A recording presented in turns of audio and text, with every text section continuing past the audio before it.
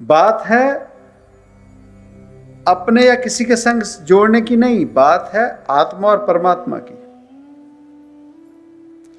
किसी फकीर के पास जाते हैं, सत्संग में वो क्या कहता है, अपने या किसी के साथ जोड़ने की बात करता है। वो कहता है कि खुद ही को कर बुलंद, इतना अपनी आत्मा को परम पिता उस परमात्मा से जोड़ लो। नाम भीतर है, सिमरो और उस रब को पालो। सिमरन तो अपना ही करना पड़ेगा, ध्यान साधना तो अपनी करनी पड़ेगी। पूजा पाठ का जो भी हम जीवन में काम कर रहे हैं वो तो हमें ही करना पड़ेगा। कोई कह दे कि फलाने कोई बाबा जी हैं, कोई फकीर है, उसकी धर्म पत्नी के उनके बच्चों को कोई पाठ पूजा नहीं करनी पड़ेगी, कोई नाम नहीं जपना पड़ेगा, वो भी रब पालेंगे। ऐसे होता है? ऐसे हो सकता है? कोई डॉक्टर है तो उसके परिवार में बच्चों को कह दे कि इनको कोई रोग नहीं लगे क्योंकि उसका पिता डॉक्टर है। ऐसे होता है? सेहत तो खुद का ख्याल खुद करना पड़ेगा, कोई बीमार होगा तो दवा लेनी पड़ेगी। चाहे कोई फकीर है, चाहे कोई राजा है, कर्मी आपको अपनी। कर्म तो हम जो कर रहे हैं, जो फसल बीजी है काटनी तो वही पड़ेगी। उसमें कोई कैसे बदलाव ला सकता है? बोए पेड़ बबूल का, आम कहां से हुए? हमने जो कर्म किए हैं, हम अपने कर्मों का भुगतान कर रहे हैं।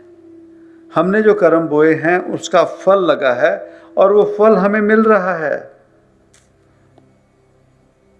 अपने कर्मों को देखते नहीं, अपने जीवन में निगाह मारते नहीं, हम लोग क्या कर रहे हैं। इसलिए कहा गया पाछा पाँव ना कीजिए, आगे होए सो होए। दुनिया बहुत कुछ कहती है, दुनिया बहुत कुछ कहती है। ना किसी को समझाओ ना बुझाओ, अपना मन जहां लग गया, जहां से कोई ज्ञान, जहां से कोई मार्गदर्शन हो रहा है, चलते चलो, चलते चलो। कोई रोग लग गया शरीर को, पहले भी समझाया गया दवा और दुआ ये बाद में काम करती है। पहले अपने आप में कंट्रोल करना पड़ता है, पहले अपने आप को साधना पड़ता है, साधु होना पड़ता है, कंट्रोल करना पड़ता है। खाने पे डायबिटीज है तो जितनी भी दवा चलती रहे, खाने पर अगर किसी जीव का कंट्रोल नहीं, कोई दवा या दुआ नहीं काम करेगी। तो उस जीव को साधना पड़ा, भाव अपने आप पर कंट्रोल करना पड़ा मीठा खाने के लिए। अब वो जिसने साध लिया, अपने खाने पर कंट्रोल कर लिया, उसने कोई पहरावा डाला या नहीं डाला, वो साधु हो गया। उसे कहते हैं साधु, जिसने साध लिया, जिसने कंट्रोल कर लिया। अब यही बात है, जो काम में लिप्त है, वासना में लिप्त है, सरेआम अंधा होकर इस चीज में फंसा है, कंट्रोल ही नहीं। जिसने उस चीज को साध लिया, कंट्रोल कर लिया, वो साधु हो गया। जिसने उस चीज को, आनंद को, रस को, जो भी स्वाद है, उसने रोक लिया, वो साधु है। यही बात क्रोध, लोभ, मोह या अहम। सो आध्यात्मिक मार्ग शुरू होता है, वहां से साधना पड़ता है, अपनी आदतों को कंट्रोल करना पड़ता है। इसमें अब कौन सा रब, किसका नाम, कैसा सुमरन, इसमें तो जीव अपने आप पर कंट्रोल करना, तूने, हमने अपने आप पर कंट्रोल करना है, और उसी को कहते हैं साधु।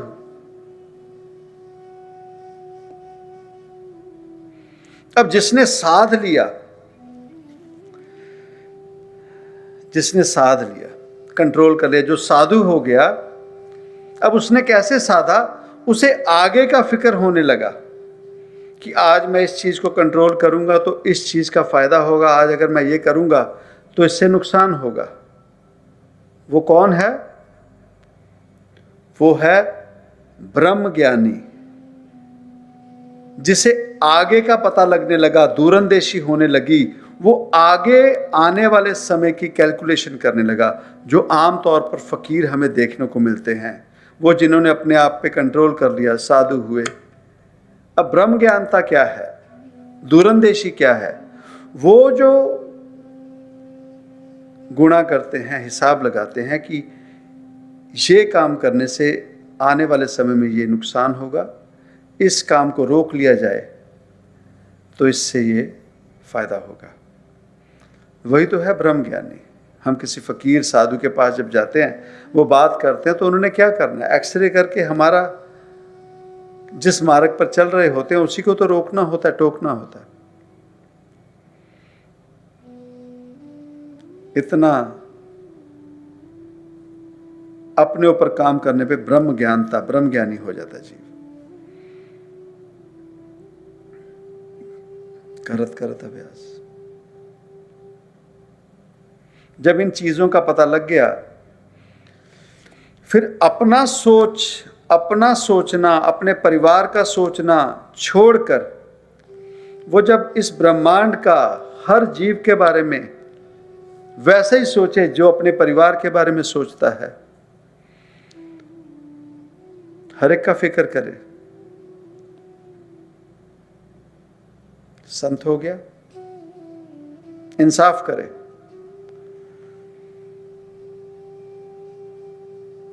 आसान सा। इसे अब कोई जीव कितना मर्जी डीप पढ़ाई में ले जाए, पंक्तियां ले आए कहीं से, धर्म ग्रंथ से, इन चीजों में बात सीधी सी है, आसान सी। जीव जैसे कर्म करेगा वैसा फल पाएगा। साधु को मिलने जाइए, डॉक्टर को मिलने जाइए, रोग न छिपाएं। डॉक्टर के पास जाकर अगर रोग छुपा लिया तो क्या इलाज हुआ? इसीलिए आज हम लोग किसी फकीर के पास, साधु, अब तो दुविधा ये है कि सच में ही परेशानी हो गई कि सच्चा साधु कौन, ये सब चक्रों में पड़ गए। वो तो आभास हो जाता है। हम जब जाते हैं किसी फकीर किसी के पास, तो हाव भाव बातों से पता तो लग ही जाता है। हम इतने मूड नहीं हैं कि हम जहां जा रहे हैं यहां क्या है। अपने आप की बातें देखें, हमने जीवन में वो ज्ञान लेकर जीवन में फायदा किया या नहीं? अपने ऊपर काम करके देखें, अपने आप को सुधार लें, अपने जीवन की उन्नति पालें। यही रब का पाना है। हम किसी फकीर के साथ मिले ही नहीं, बैठे ही नहीं, और जो बैठते हैं, जो मिलते हैं, वो तो ज्यादा नर्क हो जाते हैं। इसलिए लक्ष्मण जैसी भक्ति कौन कर सकता है? जैसी श्रद्धा, भावना, भक्ति रामचंद्र महाराज जी के लिए उसकी पहले दिन थी, शरीर छोड़ने तक उसकी भक्ति वही रही। तो रोज रामचंद्र महाराज जी रब बनकर तो नहीं घूमते होंगे, खाना भी खाते होंगे, अपनी धर्मपत्नी के साथ नाराजगी भी होती होगी, उन्हें भी क्रोध आता होगा रोज की दिनचर्या से, क्योंकि दिनचर्या है, हमारा जीवन ऐसा है। वो भी लक्ष्मण पर नाराज होते होंगे, बहुत कुछ होता होगा। हमारे नहीं, परिवार में भाई बहनों में आपस में होता है। तो हम अपने जीवन में देखें, हमारी श्रद्धा अपने, हमारे भाइयों के लिए, परिवार के लिए क्या वही है? पर कुर्बान उस लक्ष्मण पर जैसी श्रद्धा पहले दिन, जिस दिन होश आई और जिस दिन शरीर छोड़ा, वही भक्ति, भावना, श्रद्धा लेकर। इसलिए वैसी भक्ति, जितना नाम राम का है उतना ही लक्ष्मण का है। बिना उसके ना कोई तस्वीर है, बिना उसके ना कोई उसकी बात है। यह है सच्चाई जीवन की। अगर वो वही श्रद्धा ना रखते तो सामने आ ही जाना था। कारण जैसा पेड़ हम बीज बोते हैं, पेड़ वही लगता है, फल वही लगता है। हमारे जीवन में हमारे फलों पर मिठास क्यों नहीं है, हमारी जुबान में मिठास क्यों नहीं है, हमारे लिए दूसरों के लिए दया भावना क्यों नहीं है, दया भावना क्यों नहीं है? ये नहीं बातों की वजह से। तो कह दो किसी को, हाँ वहां चले जाना, वहां हमारा भी, हम भी जाते हैं, आता आता नहीं आता नहीं आता है। उसके बाद उसे क्या मिलता है, उसके कर्म। हमें नहीं पढ़ना उनके बातों में। अपना मन, अपना यकीन बना ले। हमारा यकीन है तो कोई जो मर्जी कहे, कोई जो मर्जी कहे, पहले ही पड़ताल कर लो ना, पहले ही यकीन बना लो ना, बात खत्म।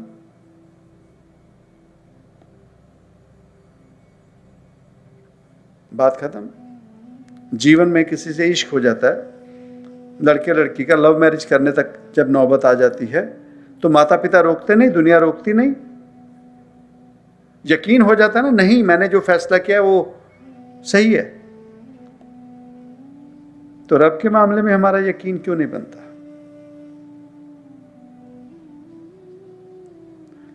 ये हमारे जीवन में हमें अपने निगाह मारकर देखनी पड़ेगी। यकीन हो तो सच में कहें। इम्तिहान में गए, वो जीव जो फेल हुआ पर दुनिया में कहे मैं पास हुआ, और वो जीव जो सच में पास हुआ, दोनों के हाव भाव, दोनों के बोलचाल, दोनों की सच्चाई में फर्क होगा।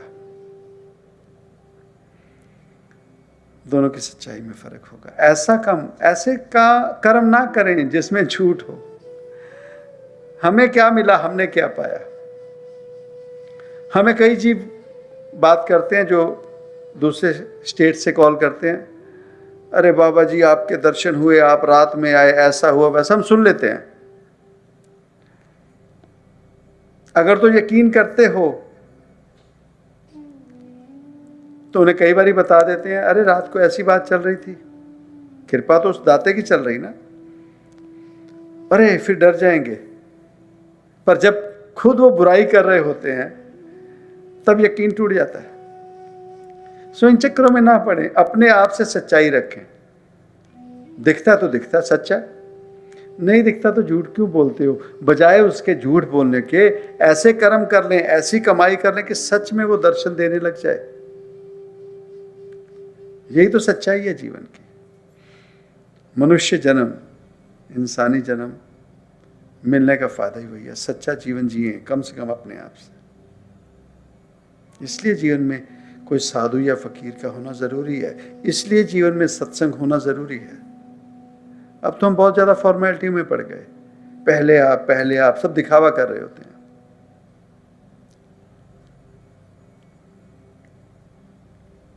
पहले आप में खाना थोड़ा सा बच जाए ना,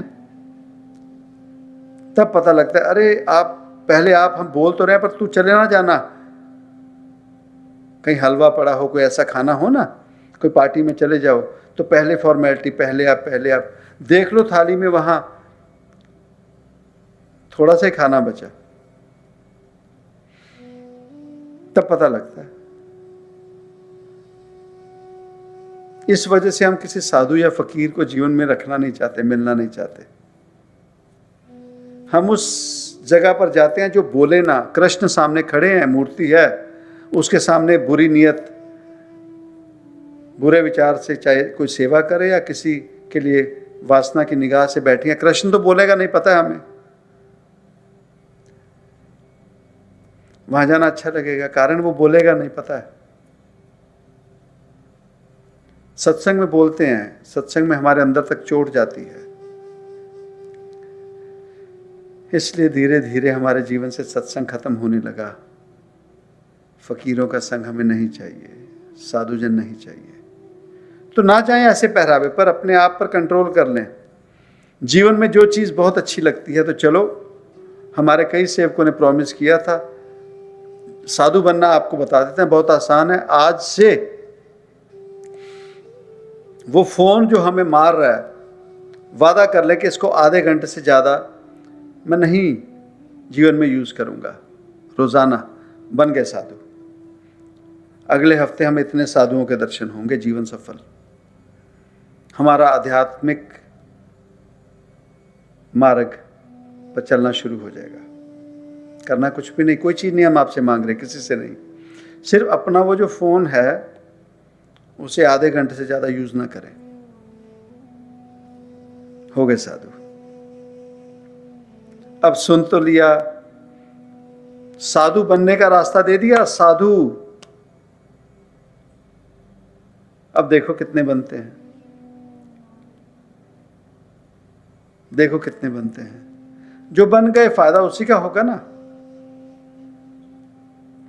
तो साधु के क्या क्या फायदे हो जाते हैं, वो अगर कोई सुखमनी साहिब का पाठ पढ़ ले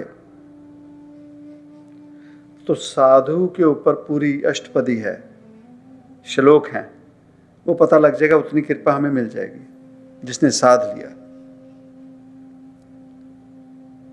जीवन में करके देखें। सुदाता कृपा करें, मेहर करें।